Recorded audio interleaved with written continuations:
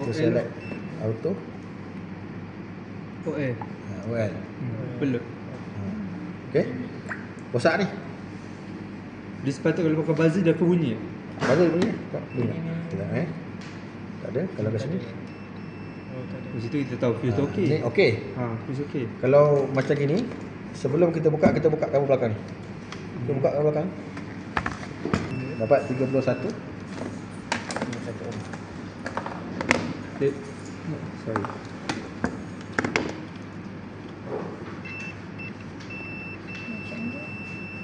Ataupun kita check pakai auto lah, senang.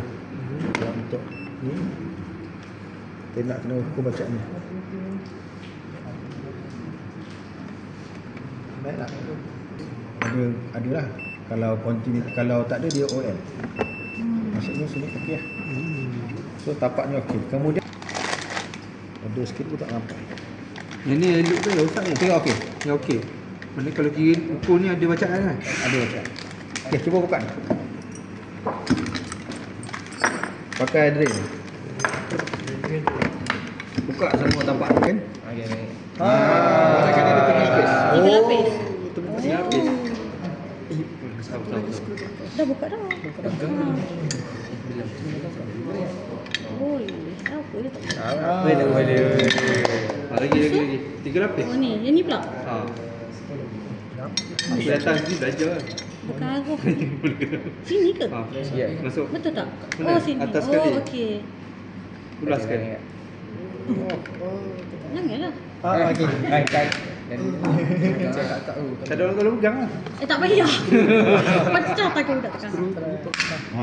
Baik. Tangan. Patut ni. Mana tak apa? Sebelah ketuk ke macam tu. Ya. Tempat sipak air.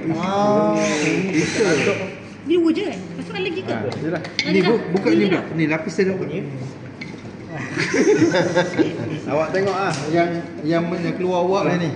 Macam mana? Mana macam ni untuk apa? Jadi dia tiga.